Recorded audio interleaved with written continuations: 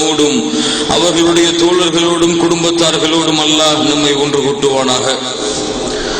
கண்ணியத்துக்குரியவர்களே, இன்றைய பேச்சுடைய ஒரு கருத்து என்னவென்றால், அல்லாஹுடைய மார்க்கமான இஸ்லாம் மட்டும்தான் உலகத்திலே நடக்கக்கூடிய எல்லா பிரச்சனைகளுக்கும் தீர்வு, முஸ்லிம்கள் தான் உலகத்தின் அமைதிக்கு காரணம் என்பதுதான்.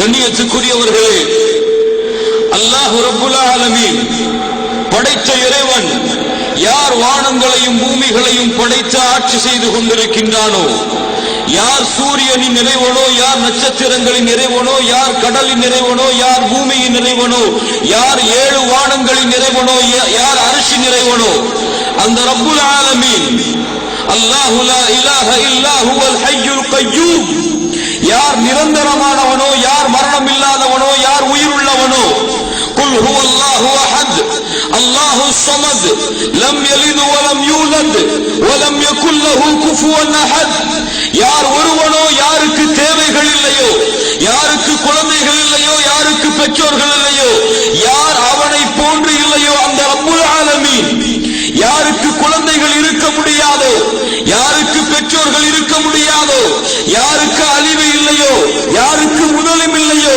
அந்த ரப்புல் ஆலமீனால் ஏற்றுக்கொள்ளப்பட்ட அங்கீகரிக்கப்பட்ட ஒரே ஒரு மார்க்கம் இஸ்லாம் மட்டும்தான்.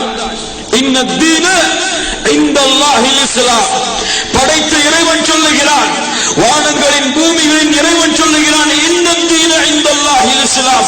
அல்லாஹுவால் அங்கீகரிக்கப்பட்ட, அல்லாஹுவால் ஏற்றுக்கொள்ளப்பட்ட ஒரே ஒரு வழிமுறை இந்த பூமியில இருக்கும் என்று சொன்னால் அது இஸ்லாம் மட்டும்தான். وَمَن يَبْتَغِ غَيْرَ الْإِسْلَامِ دِينًا, யார் ஒருவன் இந்த இஸ்லாம் அல்லாத வேறு வழிகளை தன்னுடைய வாழ்க்கைக்கு தேடிக்கொள்கின்றானோ, فَلَن يُقْبَلَ مِنْهُ وَهُوَ فِي الْآخِرَةِ مِنَ الْخَاسِرِينَ. ரப்புல் ஆலமீன் அதை ஏற்றுக்கொள்ள மாட்டான்.